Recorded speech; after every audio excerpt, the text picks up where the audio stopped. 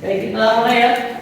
Bismillahirrahmanirrahim. Assalamualaikum warahmatullahi wabarakatuh. Waalaikumsalam warahmatullahi wabarakatuh. Alhamdulillah wassalatu wassalamu ala rasulillah. Ahmad.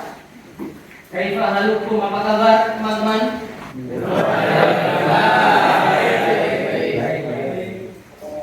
Alhamdulillah semuanya sehat ya? Sudah makan? Baik, apakah ada teman kita yang tidak hadir hari ini? Seperti biasa kita absen kehadiran dulu ya. Muhammad Arifin Siddiq, Muhammad Kenza Adwenta, Muhammad Robiul Hadi, Muhammad Ali Basit, Muhammad Kaisan Ali, juga Zaidan Abdul Rashid, Zaidan Kamil Mulyono. Kita doakan teman kita yang sakit ya supaya bisa segera sembuh, bisa kembali belajar bersama kita. Baik, pekan lalu ya di pertemuan sebelumnya kita sudah belajar tentang sistem reproduksi. Materi yang cukup buat antum tertarik ya. Jadi hari ini kita akan melanjutkan ya sistem reproduksi, paham kan? Hari ini kita akan melanjutkan lanjutan dari proses belajar yang kemarin ya. Kita akan berdiskusi hari ini untuk fokus tujuan kita utama hari ini adalah membahas tentang gangguan atau kelainan fungsi sistem reproduksi pada manusia. Siap? Ya. Sebelumnya mari kita berdoa ya. Kita mohon kepada Allah Subhanahu wa taala supaya kita dimudahkan, diberikan ilmu yang manfaat ya. Berdoa masing-masing saja, berdoanya silakan ditambahkan hajatnya masing-masing. Berdoa dipersilahkan. Amin, cukup ya. Belajar kita hari ini ya antara lain adalah antum nanti ya kita semua dapat mengidentifikasi ya, salah satu contoh gangguan atau kelainan pada sistem reproduksi. Kita akan bekerja secara kelompok. Nanti insya Allah akan saya bagi kelompok berdasarkan asesmen diagnostik yang sudah dilakukan ya. Kita akan bagi kelompok. Nanti kita akan bekerja bersama kelompok. Kita akan bagikan lembar kerja bersama titiknya. Nanti akan bekerja di kelompok masing-masing. Nanti masing-masing kelompok akan kami fasilitasi dengan Chromebook dan internet insya Allah ya. Demikian sebelumnya. Pernahkah kalian mendengar atau mengetahui di lingkungan sekitar kita ya ada pasangan suami istri ya sudah lama menikah tapi qadarullah belum diberi omongan? Gimana?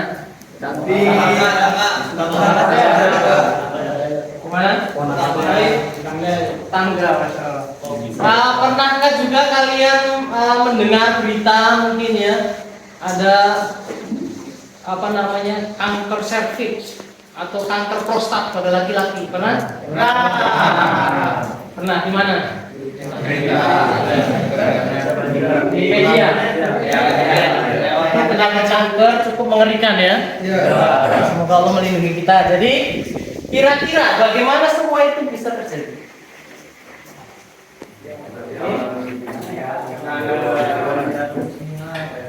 Tidak bisa menjawab?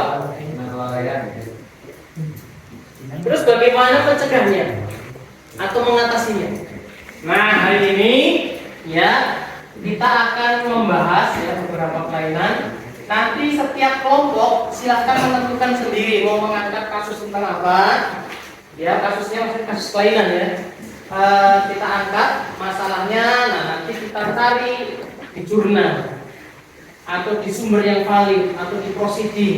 Itu biasa ya, kita berliterasi ya, kita eksplorasi konsep, terus nanti kita tuangkan dalam KPD dan nanti sebagian ada yang ditugaskan untuk membuat media untuk presentasi Paham kan?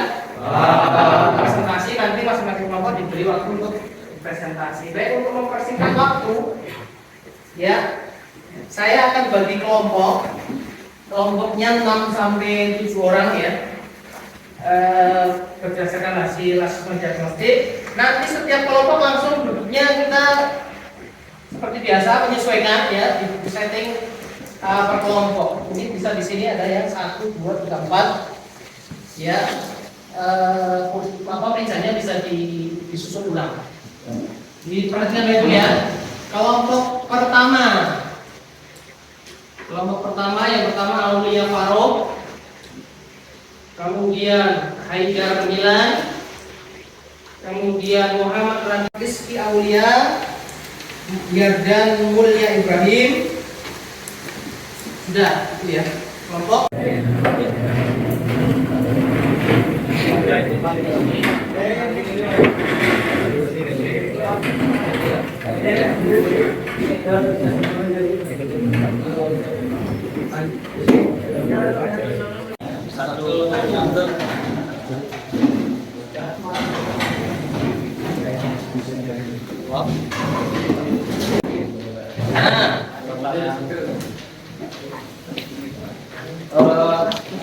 Jadi intinya apa? Setiap kelompok masing-masing akan mengangkat salah satu isu atau topik atau masalah tentang kelainan ya, tentang kelainan pada sistem reproduksi, boleh pria boleh wanita. Nah, nanti ditulis kemudian dimasukkan ke dalam lembar kerja. Ya, tujuan utama kita apa tadi? Tertulis ya. Mengidentifikasi contoh gangguan kelainan sistem reproduksi.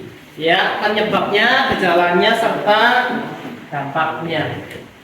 Nanti lebih bagus kalau ditambah dengan solusinya ya, solusi menanganinya. Kemudian diharapkan ya dengan kegiatan kali ini ya kita juga dapat menunjukkan sikap tanggung jawab dan peduli terhadap pentingnya menjaga kesehatan reproduksi.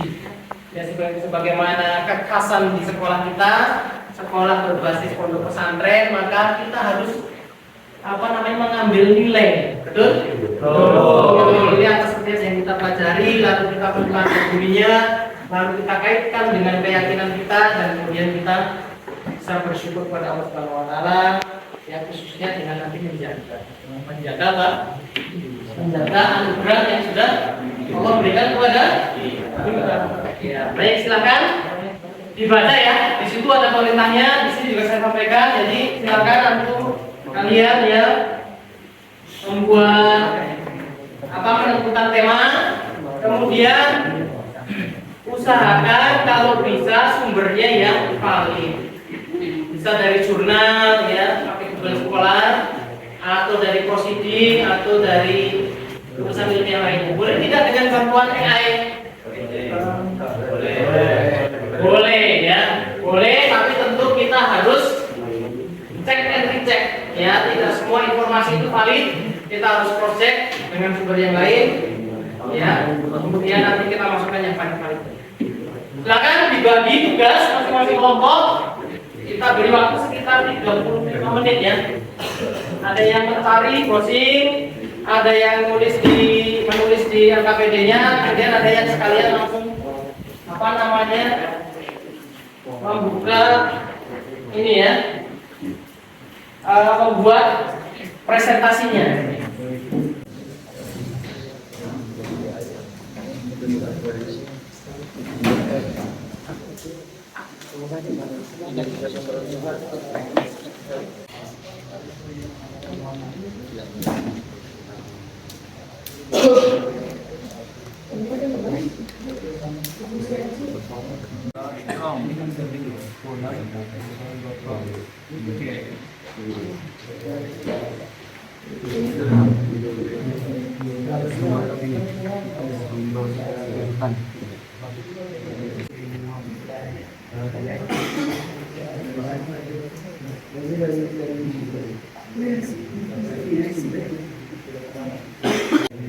Ini kelompok siapa kelompok? Aman ya? Ada yang nulis di sini. Ya.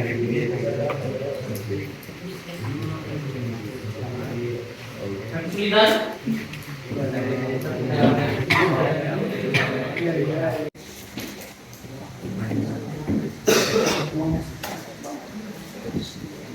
Ya, kesulitan kelompok satu. Siapa ketuanya?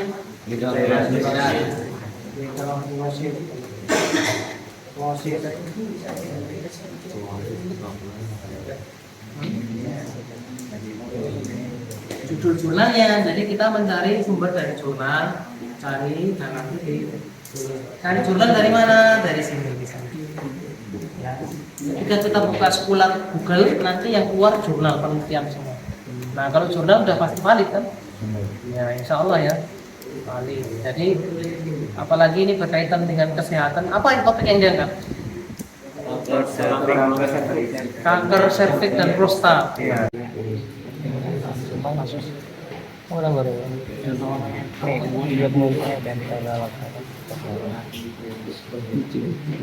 Apa topik yang diangkat? Disfungsi ereksi. Oh, masuk. Disfungsi ereksi. Apa itu disfungsi ereksi? Tidak bisa. Sampai sejauh mana sudah?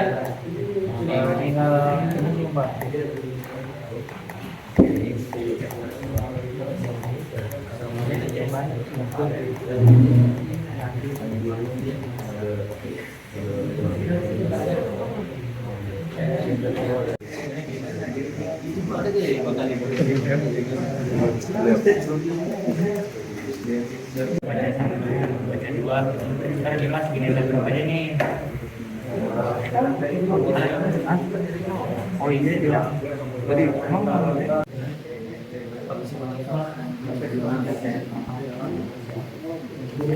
apa jurnal ini?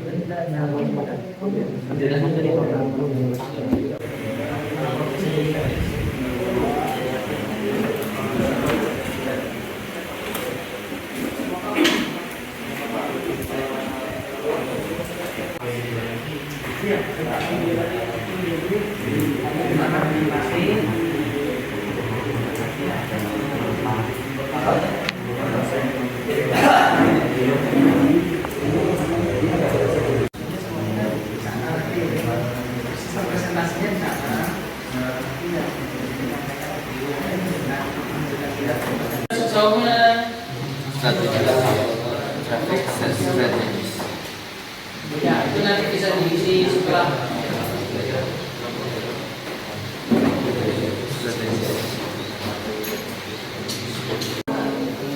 berapa jurnal sudah? Dua.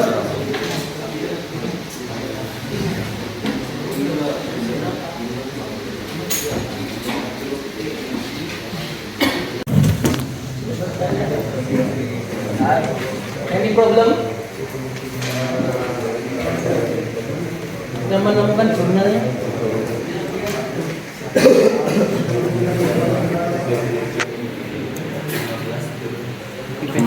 Sumber bukti. Kan itu butuh 3 tuh. Ini dari sini. Kelompok 1 mengangkat isu tentang apa tadi? Kanker serviks dan kanker prostat. Nah, silakan kelompok yang lain bisa menyiapkan pertanyaan ya mungkin ya. Kelompok 2, kelompok 2 sini. Ya 1, 2. Apa temanya tadi? Varikokel. Varikokel. Kelompok 3, disfungsi ereksi. Kelompok 4 terakhir, sindrom ovarium polikistik. Sindrom ovarium polikistik. Penyakit sindrom kelainan hormonal pada ovarium wanita ya. Masuk dalam sesi selanjutnya yaitu diskusi ya. Diskusi presentasi nanti dilanjutkan dengan tanya. Untuk teknisnya bagaimana? Masing-masing kelompok mungkin presentasi kurang lebih 5 sampai 6 menit ya. Kemudian nanti dilanjutkan dengan sesi tanggapan atau umpan balik dari kelompok yang lain. Teman kita dari kelompok 1 akan mempresentasikan hasil diskusi kelompoknya ya, nanti kita catat ya. Kita catat pelajaran yang ada di situ. Kemudian yang kurang jelas bisa ditanyakan. Silakan kelompok 1. Assalamualaikum warahmatullahi wabarakatuh. Waalaikumsalam warahmatullahi wabarakatuh. Perkenalkan, kami dari kelompok 1 dari kelas 12A yang akan mempresentasikan tentang kanker serviks dan prostat. Sebelum dimulai, saya akan memperkenalkan anggota saya terlebih dahulu. Yang pertama ada dengan saya sendiri, Zaidan Abdul Rashid. Lalu ada Zaidan Kamil Mulyono sebagai operator dan Aulia Faruk sebagai operator. Lanjut di sini ada Kopal Syamin, Lahil Septa, Raditya Rashid, dan Hedar Bilan. Oke, langsung saja kami akan memulai presentasi kali ini. Dimulai dengan pendahuluan. Kanker masih menjadi salah satu penyebab kematian tertinggi di Indonesia. Dua jenis kanker yang sering kurang disadari adalah kanker serviks pada wanita dan kanker prostat pada pria. Kurangnya pengetahuan tentang gejala dan pencegahan membuat angka kasus terus meningkat. Karena itu, penting bagi remaja untuk mengenal dan memahami kedua penyakit ini agar bisa melakukan pencegahan sejak dini. Lalu gagasan umum. Kanker serviks dan kanker prostat adalah dua jenis kanker yang menyerang sistem reproduksi. Sebagaimana topik yang kita ambil pada proyek kali ini, yakni kelainan dan gangguan fungsi sistem reproduksi dan sering tidak terdeteksi sejak awal. Penting untuk memahami gejala dan pencegahannya agar resiko bisa ditekan. Keduanya bisa berkembang tanpa gejala jelas hingga memasuki stadium lanjut. Deteksi dini dan gaya hidup sehat sangat berperan dalam menurunkan angka kematian akibat kanker ini. Oke, materi lanjutnya ke pembahasan materi yakni kanker serviks dan kanker prostat. Untuk kanker serviks akan dibacakan oleh Akhina Raya Septarwadan. Baik, untuk kanker serviks adalah kanker yang tumbuh di daerah rahim, bagian luar rahim yang terhubung ke vagina. Penyebab utamanya adalah infeksi virus HPV dan sering tidak menunjukkan gejala pada tahap awal.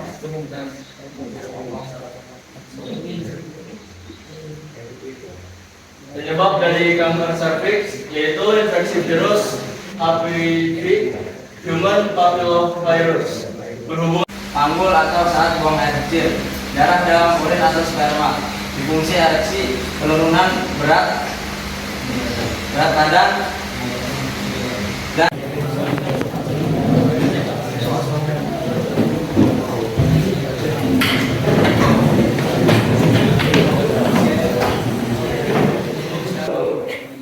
kami dari kelompok 2 ingin mempresentasikan hasil kerja kami, yaitu tentang tema apa itu varikokel, itu atau penyakit varikokel. Mungkin di sini belum pada tahu ya varikokel itu apa. Jadi kami mengangkat tema ini karena membuat kami tertarik untuk mempelajari tentang kelainan reproduksi itu suatu varikokel. Dan sebelum masuk presentasi saya perkenalkan semua anggota saya. Saya perkenalkan diri saya selaku MC, yaitu Muhammad Farid Maulana, dan ketua kita Muhammad Matan Abdul Rahman mengalami kondisi ini. Dan yang kedua, usia pria yang lebih tua. Penyebab faktor resiko varikokel bisa disebabkan juga karena usia yang tua dan karena penyebab umur ya, karena beda dengan yang masih muda. Dan yang ketiga itu aktivitas berlebihan atau aktivitas fisik yang sangat berat, jika memaksakan aktivitas yang berat dan melebihi batas kemampuan kita, itu bisa menyebabkan risiko terjadinya varikokel.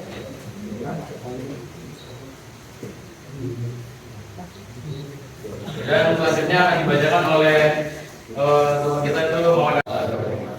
Baik, pada kesempatan kali ini kami dari kelompok 4 kelas 12 Multi Science ingin mempresentasikan yang berkaitan pada materi hari ini, yaitu Polycystic Ovarian Syndrome, atau sindrom ovarian polycystic. Oke, di sini saya memperkenalkan beberapa anggota saya, yaitu ada Mas sebagai operator, yaitu Rabel, Rehan, Kenda sebagai scientific, dan Jamil, Aisan. Assalamualaikum warahmatullahi wabarakatuh. Alhamdulillah, pada hari yang cerah ini kita bisa dipertemukan sebagai melanjutkan tugas yang telah diberikan kepada kita, membahas tentang gangguan-gangguan pada sistem reproduksi pada manusia. Nah, dan khususnya dari kelompok 3 ini kami membahas terkait disfungsi ereksi yang ditandai dengan ketidakmampuan untuk mencapai atau mempertahankan ereksi yang memadai selama aktivitas seksual. Kondisi ini dapat disebabkan oleh berbagai faktor seperti gangguan fisik, psikologis, hingga gaya hidup yang tidak sehat. Selain mempengaruhi kehidupan seksual, DI juga berdampak pada kesehatan mental dan hubungan sosial. Oleh karena itu, penting untuk memahami penyebab, gejala, dampak, serta upaya pencegahan dan penanganannya secara tepat. Oke, selanjutnya latar belakang, yaitu disfungsi ereksi adalah gangguan seksual pada pria yang ditandai dengan ketidakmampuan mempertahankan ereksi saat berhubungan seksual. Masalah ini dapat disebabkan oleh faktor fisik, psikologis, maupun gaya hidup tidak sehat. Meskipun tidak mengancam jiwa, DE atau disfungsi ereksi berdampak besar pada kepercayaan diri, hubungan pasangan, dan kualitas hidup yang tepat.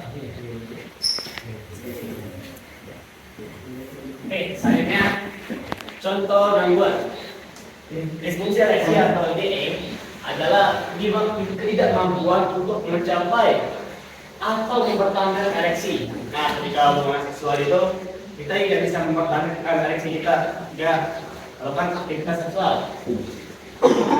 Ereksi penis yang cukup untuk hubungan seksual yang memuaskan. Nah, seperti yang saya bilang, contoh gangguan terkait DE yang dijelaskan dalam jurnal adalah disfungsi vaskular. Contohnya itu adalah misalnya diabetes dan hipertensi. Dan setelah itu adalah gangguan hormon. Ada hormon testosteron yang rendah.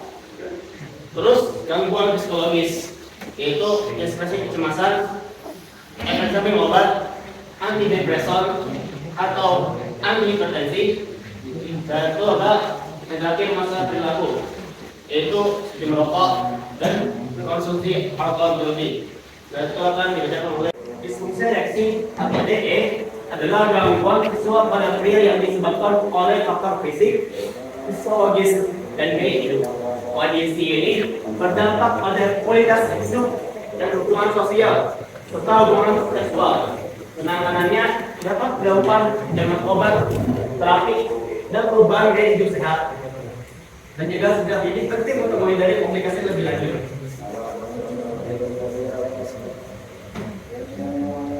Sekarang prinsip tanggung jawab. Nah, ini bertanya.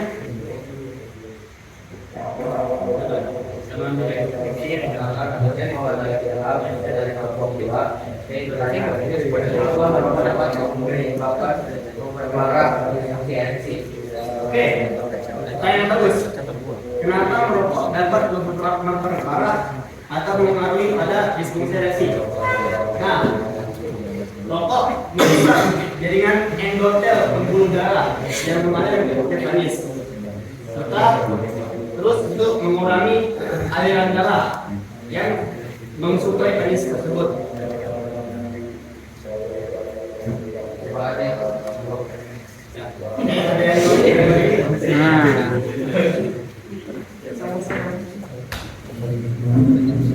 Nama saya Benjamin dari kelompok 1. Pertanyaannya adalah apa hubungan antara disfungsi ereksi dengan penyakit jantung? Oke, apa hubungan disfungsi ereksi dan penyakit jantung. Nah, disfungsi ereksi dan penyakit jantung sama-sama menyebabkan pembuluh darah. Jadi, disfungsi ereksi mungkin adalah gejala awal penyakit jantung. Ada lagi? Perkenalan, saya Renokar dari kelompok 4. Saya ingin bertanya, apakah latihan dasar otot panggul ini efektif untuk disfungsi ereksi? Sekian, terima kasih. Pertanyaan bagus. Apakah latihan otot panggul dapat menjaga disfungsi ereksi? Ya, bisa. Karena latihan dasar otot panggul bisa memperlancar ejakulasi dan ereksi. Terima kasih. Ini jurnal yang kami ulas.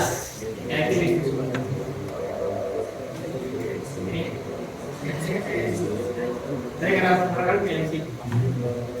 Baik, mungkin segitu dari kami. Dan mengapa kami mengambil topik ini? Karena sudah banyak terjadi di Indonesia bahkan dunia masalah disfungsi ereksi ini, dan ini masalah yang cukup serius. Dan saya berharap dan kita semoga harus berharap bahwasanya generasi kita ini bisa mencegahnya dan berhenti di generasi kita saat ini. Wabillahi taufiq wal hidayah. Wassalamualaikum warahmatullahi wabarakatuh. Kita selesaikan hari ini.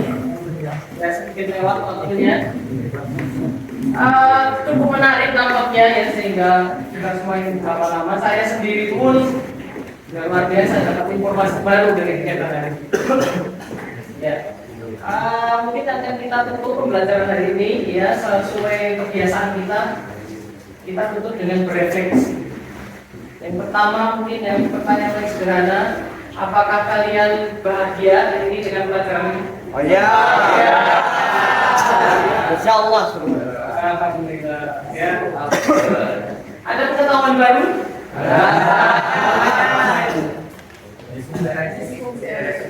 Banyak ya. Saya pun tadi mendapatkan banyak informasi baru. Bahwa karena memang gangguan sistem reproduksi itu sangat banyak. Makin berkembang zaman, gangguan-gangguan baru akan sangat mungkin muncul. Ya, seperti itu. Jadi demikian, maka solusinya bagaimana? Apa yang akan kita kerjakan setelah tahun ini? Ya, yang akan dijadikan pengalaman untuk diterapkan dalam kehidupan kita apa? Yang utama tadi ya, dari keempatnya itu kalau kita rangkum ya, pencegahannya seperti hampir mirip ya, mulai dari menjaga kesehatan, menjaga pola hidup ya, tidak merokok ya, rokok halal atau tidak? Kemudian tidak begadang, intinya mengatur pola makan juga ya. Ya baik, Masya Allah, kami berikan apresiasi yang banyak untuk kita semua ya, semoga Allah memberikan taufiknya ya, sehingga kita terus belajar sehingga kita mendapatkan ilmu yang manfaat setiap harinya. Untuk sebelum ditutup ya, saya mengingatkan pertemuan selanjutnya mungkin bisa disiapkan ya, insya Allah kita akan adakan asesmen formatif ya, asesmen formatif. Kemudian nanti kalau sudah selesai satu bab keseluruhan, kita akan adakan asesmen sumatif akhir. Bisa dipahami teman-teman? Bisa. Baik, setelah ini kita kumpulkan LKPD-nya ya, untuk dijadikan penilaian nanti. Kumpulkan, terus perangkatnya, Chromebook-nya juga silakan disadon, dikumpulkan ya. Kita tutup pembelajaran hari ini dengan bersyukur kepada Allah Subhanahu wa taala.